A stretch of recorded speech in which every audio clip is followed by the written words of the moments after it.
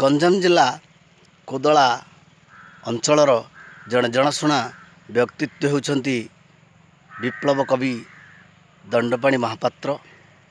ବିପ୍ଳବର ବାର୍ତ୍ତାବହ କବି ଦଣ୍ଡପାଣି ମହାପାତ୍ରଙ୍କୁ ମୁଁ ପ୍ରାୟ 20 ବର୍ଷ ତଳୁ ଜାଣେ, 2 ଦଶନ୍ଧିରୁ ଉର୍ଦ୍ଧ୍ୱ କାଳ ହେବ ଜାଣିଛି।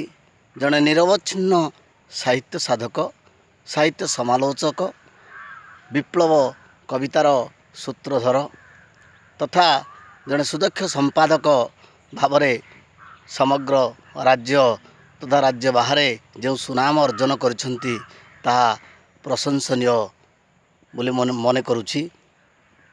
କବି ଦଣ୍ଡପାଣି ମହାପାତ୍ର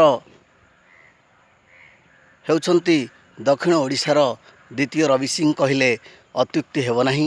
କବିଙ୍କ ଲେଖନୀ ନିଃସୃତ ଅନେକ ସୃଷ୍ଟି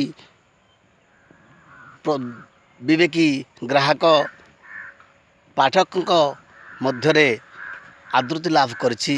କବିଙ୍କ କବିତା ପୁସ୍ତକ ମୁଖଲଜ୍ଜା, ପଣ୍ଡିତ ଘନଶ୍ୟାମ ମିଶ୍ରଙ୍କ ଉପରେ ଆଧାରିତ ପୁସ୍ତକ ବିଦ୍ୟାବାରିଧି ମଧ୍ୟ ସମ୍ପାଦନା କରିଛନ୍ତି।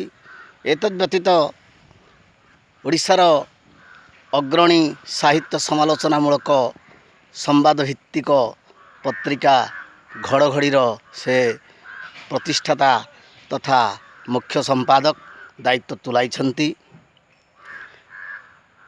ଦକ୍ଷିଣ ଓଡ଼ିଶା ସାହିତ୍ୟ ସମ୍ମିଳନୀର ମହାସଚିବ ଭାବେ ତାଙ୍କୁ ସମସ୍ତେ ଅଳ୍ପ ବହୁତେ ଜାଣନ୍ତି। ଏତଦ୍‌ବ୍ୟତୀତ ଦକ୍ଷିଣାଙ୍ଗ ସାହିତ୍ୟ ପତ୍ରିକାର ସମ୍ପାଦକ।